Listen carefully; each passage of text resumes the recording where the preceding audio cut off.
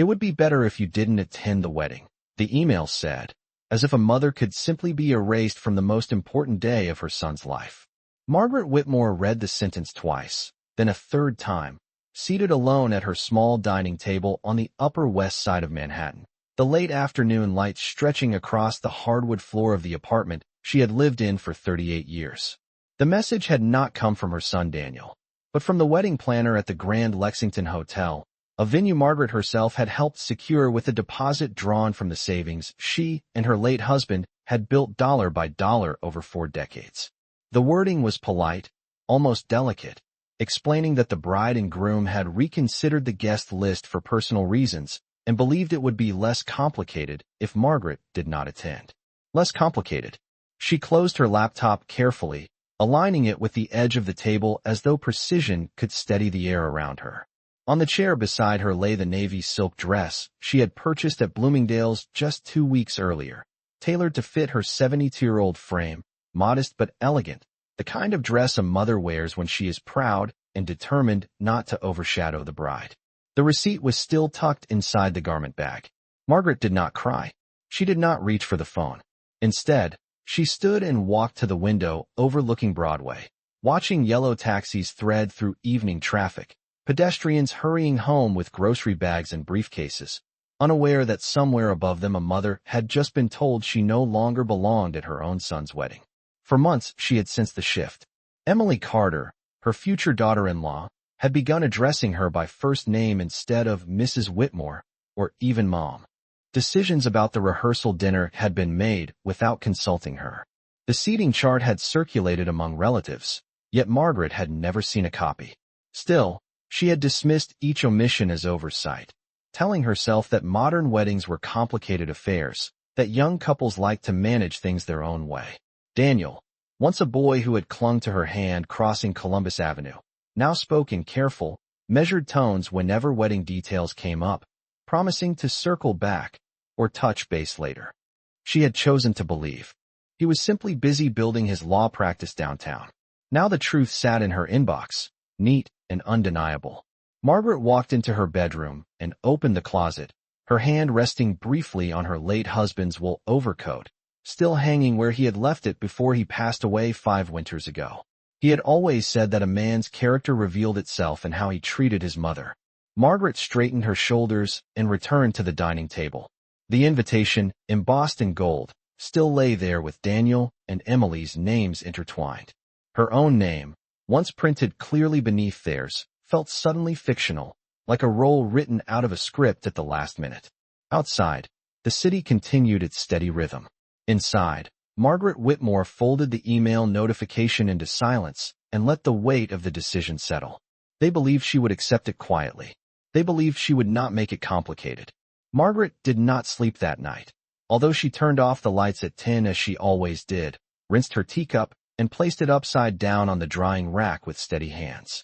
The apartment felt larger than usual, the ticking of the hallway clock echoing against walls that had once held the sound of her husband's laughter and her son's teenage arguments about curfews and college applications. She lay on her back staring at the ceiling, replaying the past year in careful fragments, as though assembling a puzzle she had refused to see while it was still forming. There had been the engagement dinner at a steakhouse in Midtown, where Emily had spoken at length about floral palettes and destination honeymoons while Margaret listened politely, her suggestions about family traditions brushed aside with a bright smile. There had been the afternoon Margaret offered to host a bridal shower in her apartment, only to be told that a more modern venue had already been selected in Brooklyn. Even then, Daniel had avoided her eyes, promising that they would find another way for her to be involved. In the quiet darkness, Margaret recognized the pattern she had dismissed as coincidence. The removal had not begun with the email. It had begun with small exclusions that accumulated like dust on a shelf. The next morning, she rose at 6:30, as she had for most of her adult life, and prepared oatmeal with blueberries and a measured cup of coffee. She read the news on her tablet, scanning headlines about rising interest rates and subway delays, letting the ordinary details of the city anchor her. At 8:15, her phone vibrated with a text from Daniel. He asked if she had received a message from the planner and said they needed to talk. The wording was careful, neutral, as though discussing a scheduling conflict rather than a decision that redefined their relationship. Margaret typed back that she had seen it and that she was available anytime. She did not add a question mark. By late morning, Daniel arrived at her building wearing a charcoal suit and the strained expression of a man rehearsing explanations. He sat at the small dining table where she had once helped him study for the bar exam, folding his hands as if in a conference room. He spoke about stress, about guest counts, about tensions between families that were better avoided. He insisted that it was not personal, that it was about keeping the day peaceful. Margaret listened without interrupting, observing how often he used the word easier. She noticed that he did not once say he wanted her there. When he finished, she nodded slowly and asked whether this decision had been mutual. Daniel hesitated just long enough to confirm what she already understood. Emily had strong feelings, he said, and they both agreed it was best. Margaret rose to refill his water glass, her movements unhurried. She remembered the years she had driven him to piano lessons in winter snow, the Saturdays spent on folding chairs at Little League games in Queens, the tuition checks written with quiet pride. None of those memories required acknowledgement. They simply existed. As Daniel prepared to leave, he kissed her cheek and promised that they would celebrate together another time. Margaret watched him step into the elevator, the doors closing with a soft metallic sigh. In the silence that followed, she realized that the wedding was no longer the central issue. The central issue was who had the authority to define her place in her own family, and whether she intended to accept that definition without question. 2 days after Daniel left her apartment with his careful explanations, Margaret received a formal invoice from the Grand Lexington Hotel outlining the remaining balance for the reception. The document had been forwarded automatically to all financial contributors, and her name appeared beside a figure that covered nearly 40% of the total cost. The number did not shock her. She had agreed months earlier to help with the venue as a gesture of support, wiring the initial deposit from an account she and her husband had once designated for family milestones. What caught her attention was the due date. The final payment was scheduled to be processed 72 hours before the ceremony. Margaret printed the invoice and placed it flat on the dining table, smoothing the edges as though it were a photograph. She had not mentioned her contribution during Daniel's visit. He had spoken of simplicity and reduced guest lists, yet no one had suggested simplifying the financial arrangements. That afternoon, she walked 3 blocks to the bank on Broadway where she had kept her accounts for over 20 years. The branch manager, a polite man in his 40s named Mr. Alvarez, greeted her by name and asked about the upcoming wedding, having processed the earlier transfer himself. Margaret answered with a small, composed smile and requested a review of the scheduled outgoing payment. She did not raise her voice. She did not accuse anyone of disrespect. She simply asked what procedures were required to pause or redirect a transaction that had not yet been finalized. Mr. Alvarez explained that as the originating account holder, she retained full discretion until the funds were released. The conversation lasted less than 15 minutes, but when Margaret stepped back onto the sidewalk, the city air felt different, sharper, clearer. She walked home at an even pace, passing a florist arranging white hydrangeas in the window and a young couple arguing softly over a stroller. Life moved forward, indifferent to private disappointments. That evening, Margaret opened the folder where she kept documents related to her late husband's estate. Among them was the trust established for Daniel years ago, structured to protect long-term assets and disbursed under specific conditions. Margaret had never viewed the trust as leverage. It was security, a safety net for her son's future family. Yet as she reread the clauses, she noticed language requiring direct communication and mutual consent for major distributions. She closed the folder and rested her hands on top of it. The issue was no longer whether she would attend a ceremony. The issue was whether her absence would be treated as an inconvenience or a consequence. Outside her window, sirens wailed faintly in the distance, blending into the rhythm of evening traffic.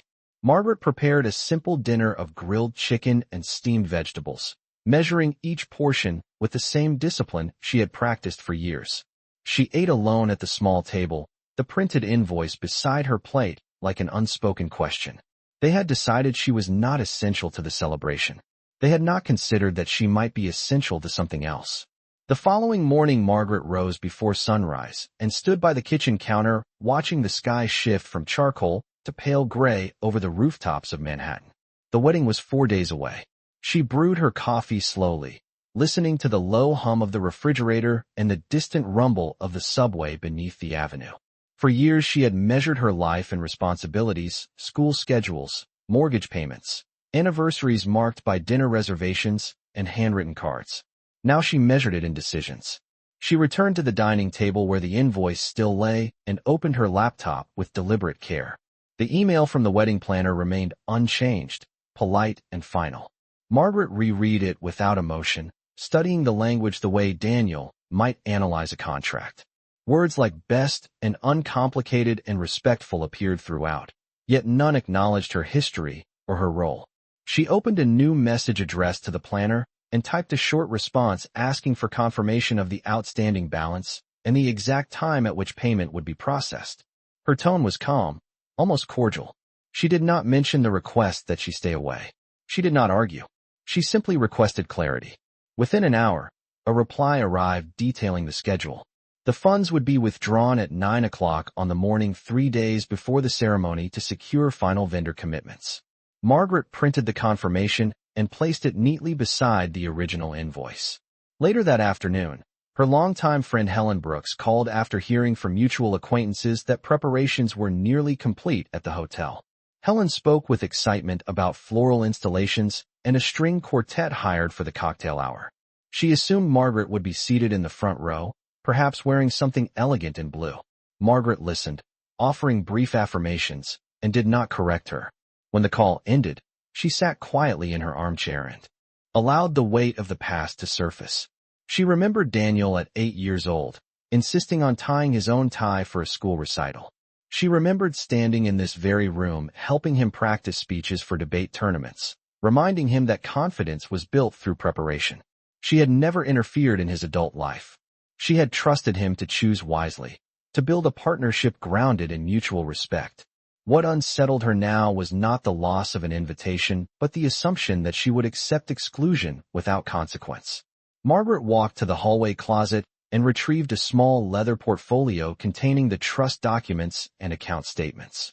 She reviewed the clauses again, confirming the provisions that required transparency and direct communication regarding significant expenditures connected to family events. She placed the portfolio back on the shelf with the same precision she used to arrange her kitchen cabinets.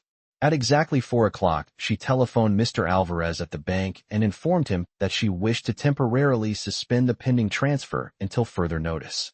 He confirmed that the request had been recorded and that the funds would remain in her account unless she authorized release. Margaret thanked him and ended the call. The apartment returned to stillness. Outside, evening settled over the city, lights flickering on in neighboring windows. Margaret stood by her window once more, her reflection faint against the glass. They had decided she would not attend. They had not considered what would happen when she decided not to fund. On the morning the payment had originally been scheduled to process, Margaret dressed as she always did for important matters, in a tailored gray suit and low-heeled shoes polished the night before. She did not leave the apartment. Instead, she sat at the dining table with her bank account open on her laptop, the balance unchanged, the transfer marked as pending but suspended. At 9 o'clock precisely, her phone rang. The caller identification displayed Daniel's name. Margaret allowed it to ring twice before answering. His voice carried a tension she had not heard before, controlled but strained. He said there seemed to be an issue with the venue payment and asked whether she had received any notification from the bank. Margaret responded evenly that she had indeed spoken with her bank and had chosen to pause the transaction. Silence followed on the line, thick and unfamiliar.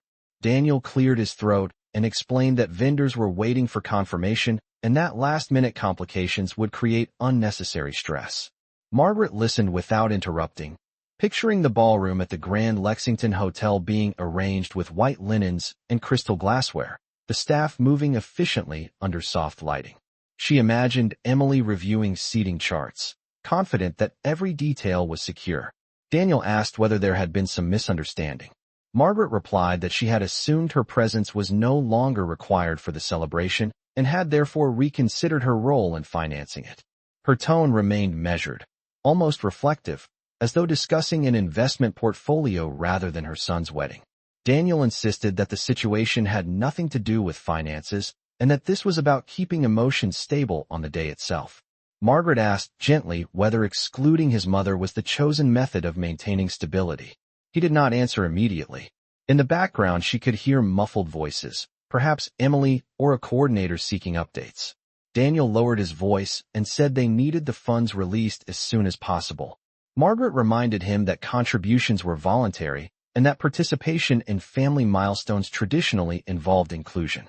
She did not accuse. She did not raise past sacrifices. She simply stated that she would be happy to revisit the transfer once she understood clearly where she stood in his life. Daniel's composure thinned. He asked what she wanted. Margaret paused before responding, not for dramatic effect, but because she wished to be precise. She said she wanted honesty and direct conversation without intermediaries. She wanted to know whether he truly believed she would disrupt his happiness or whether that belief had been handed to him. The line remained quiet except for his breathing. Finally, he said he needed to speak with Emily and would call back. Margaret ended the call with a polite goodbye and placed the phone face down on the table. Outside her window, delivery trucks unloaded crates for nearby restaurants and office workers hurried along the sidewalks with paper cups in hand. The city moved forward without hesitation. Margaret sat still, her reflection faint in the dark screen of her laptop. For the first time since the email arrived, she sensed a shift. The decision to exclude her had seemed simple when she was expected to remain silent. It no longer seemed simple now. Daniel did not call back for nearly 3 hours. Margaret spent that time in quiet routine, wiping down her kitchen counters, watering the small fern by the window, and organizing a stack of old photographs she had been meaning to sort for months. In one picture, Daniel stood at 18 on the steps of Columbia University, shoulders squared, ambition bright in his eyes. In another, he was 5 years old in Central Park, gripping a red balloon with both hands as if the world might pull it away. Margaret placed the photographs back into their box and closed the lid gently. When the phone finally rang again, she answered on the first tone. Daniel's voice sounded different now, less controlled, more urgent. He said that the hotel had contacted Emily directly about the delayed payment and that her parents were beginning to ask questions. Margaret imagined the Carter family gathered around a polished dining table somewhere in Long Island, confusion spreading across carefully composed faces. Daniel said Emily felt blindsided and embarrassed. Margaret noted the choice of words. She asked whether Emily had felt concerned when Margaret was removed from the guest list. There was a pause long enough to carry meaning. Daniel responded that the decision had been made quickly during a stressful conversation and that perhaps it had been handled poorly. Margaret appreciated the word poorly. It was the first acknowledgement that something had not been done with care. Daniel then asked what it would take to resolve the situation before reputations were affected. Margaret rose from her chair and walked slowly toward the window, watching pedestrians move through late afternoon traffic below. She said she was not interested in damaging anyone's reputation. She was interested in understanding her place. She explained that financial support and emotional exclusion could not exist side by side. If she was considered a disruptive presence, then it would be consistent for her to step back entirely, including from funding. If she was considered family, then she expected to be treated as such. Daniel exhaled audibly. He admitted that Emily had been concerned about tension between the two of them and had suggested that a smaller circle would prevent awkwardness. Margaret responded that maturity was often demonstrated by facing discomfort directly rather than erasing it. The conversation shifted from accusation to reflection. Daniel said he needed to think clearly without outside influence. Margaret told him that clarity rarely arrived in crowded rooms. She informed him that the funds would remain on hold until he visited her in person, alone, and spoke openly. She did not set a deadline. She did not threaten cancellation. She simply established a condition rooted in conversation rather than control. After the call ended, Margaret sat at her dining table once more. The apartment was quiet except for the faint hum of traffic filtering through closed windows. She felt neither triumph nor anger. What she felt was steadiness. For decades, she had carried responsibility for Daniel's well-being. Now she carried responsibility for her own dignity. Outside, the sky shifted from gold to deep blue as evening settled over the city. Somewhere downtown, Vendors continued preparing for a celebration that suddenly depended on a conversation that could no longer be avoided. Daniel arrived the next afternoon just before 4 o'clock, alone as Margaret had requested. The hallway outside her apartment was quiet except for the distant hum of an elevator descending to the lobby. When she opened the door, she saw immediately that he had not slept well. His tie was slightly loosened. His expression caught somewhere between frustration and uncertainty. Margaret stepped aside and invited him in without ceremony. She offered coffee. He declined. They sat across from one another at the same dining table where he had once practiced mock trial arguments, the late sunlight casting long rectangles across the wood surface. For a moment neither spoke. The silence was not hostile. It was deliberate. Daniel finally began, saying that the situation had escalated beyond what he expected. He admitted that Emily had been firm about limiting potential tension on the wedding day, and that he had agreed, without fully considering how it would appear. Margaret listened with her hands folded neatly in front of her. She asked whether he believed she would cause a scene. Daniel looked down at the table and said he did not think she would, but that he had been trying to keep everyone satisfied. Margaret responded that satisfaction built on avoidance rarely lasted. She reminded him that marriage was not only about harmony when circumstances were easy, but about how two people handled discomfort together. Daniel's shoulders relaxed slightly, as though some of the defensive posture had drained away. He said Emily feared criticism and felt judged during earlier interactions. Margaret considered this carefully. She acknowledged that differences in personality existed, but she stated calmly that disagreement was not the same as hostility. She explained that she had never asked to control the wedding, only to be present. Daniel's voice softened when he asked whether she would release the funds if he reinstated her invitation. Margaret paused before answering. She told him the invitation was not a bargaining chip. She wanted clarity about whether her presence was accepted sincerely or merely to resolve a financial obstacle. Daniel met her eyes for the first time since entering the apartment. He said he had allowed himself to be influenced by convenience, and that excluding her had been a mistake. The word mistake lingered in the air, heavier than the earlier admission of poor handling. Margaret rose and walked toward the bookshelf where framed photographs lined the top shelf. She picked up one from Daniel's graduation day and handed it to him. In the picture he was smiling broadly, his arm around her shoulders. She asked quietly whether that young man would have told his mother she was unwelcome at his wedding. Daniel stared at the photograph for several seconds before shaking his head. The tension in the room shifted again, not entirely resolved but undeniably altered. Outside, a siren passed in the distance, then faded. Margaret returned to her seat and informed him that she would consider releasing the payment once she received a direct message from Emily acknowledging the decision and expressing genuine inclusion. She did not demand an apology. She required recognition. Daniel nodded slowly, as though understanding that this conversation was no longer about a ballroom reservation but about the foundation on which he intended to build his future. The message from Emily arrived the following evening at 7:23, precisely when the city outside Margaret's window shifted from the glow of sunset to the shimmer of streetlights reflecting off passing cars. Margaret had just finished washing a single dinner plate and setting it upright in the drying rack when her phone vibrated against the counter. She dried her hands carefully before picking it up. The text was longer than she expected. Emily wrote that the past week had been overwhelming and that certain decisions had been made out of fear rather than intention. She admitted that she had worried about tension and had convinced herself that eliminating any perceived risk would protect the atmosphere of the ceremony. She stated that asking Margaret not to attend had been impulsive and that she now understood how deeply it must have hurt. The wording was formal, but there was a shift in tone, less defensive, more reflective. Emily concluded by saying that she would like Margaret to be present, not out of obligation, but because she recognized that excluding the mother of the groom diminished the meaning of the day.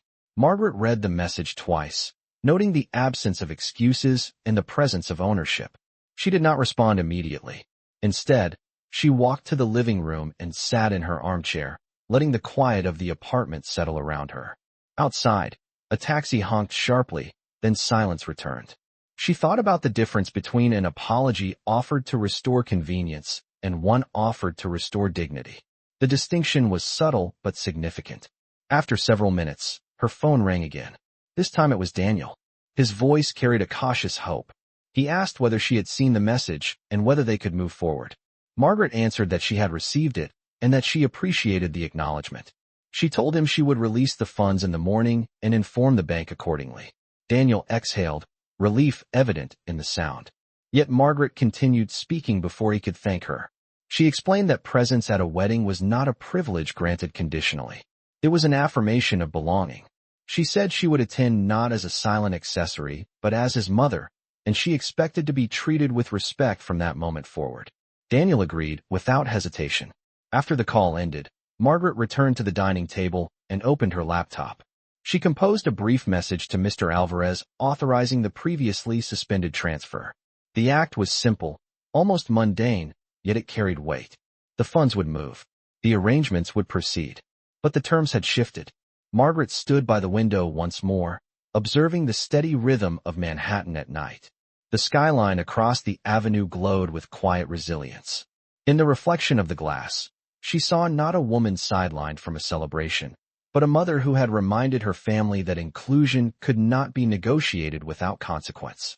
The morning of the wedding dawned clear and unusually mild for early spring in New York, sunlight spilling across the brick facades of Manhattan, as if the city itself had chosen a softer tone for the occasion. Margaret woke before her alarm and lay still for a moment, listening to the steady rhythm of her own breathing. There was no anxiety in her chest, no sharp edge of uncertainty, only awareness. She rose and prepared for the day with deliberate care, steaming the navy silk dress she had nearly returned and fastening the pearl earrings her husband had given her on their 30th anniversary. When she looked at herself in the mirror, she did not see someone who had fought for leverage. She saw a woman who had drawn a line quietly and held it. By noon she was seated in a town car heading downtown toward the Grand Lexington Hotel, the skyline glinting through the windows as traffic inched forward along Fifth Avenue. Guests gathered beneath crystal chandeliers, their conversations floating lightly above the polished marble floors. When Margaret stepped into the lobby, a few heads turned, not in shock, but in recognition. The mother of the groom had arrived. Daniel approached her near the entrance to the ballroom, his posture straighter than it had been all week. He kissed her cheek with a sincerity that required no performance. Emily followed moments later, her expression composed yet reflective. She thanked Margaret for coming and held her gaze a fraction longer than necessary, as though acknowledging that something fragile had nearly been broken and then carefully restored. Margaret responded with a measured smile and wished her well. The ceremony unfolded beneath soft white florals and warm lighting, vows spoken in steady voices that echoed gently across the room. Margaret watched her son as he promised partnership and respect, wondering whether he fully understood the weight of those words. When the officiant invited the parents to stand in recognition, Daniel's eyes sought hers immediately. She rose without hesitation. Applause filled the space, not dramatic, but genuine. During the reception, music drifted through the air while servers moved gracefully between tables. Margaret did not dominate conversations nor withdraw into silence.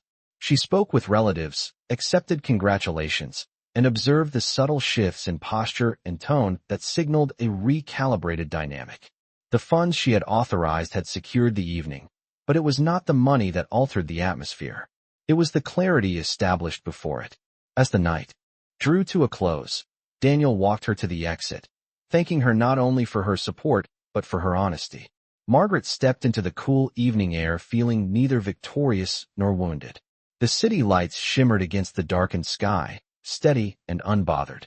She understood that families were not defined by flawless celebrations, but by the willingness to confront discomfort without erasing one another. In the quiet ride home, Margaret looked out at the passing streets and recognized that her place in her son's life had not been secured by attendance alone. It had been secured by refusing to disappear.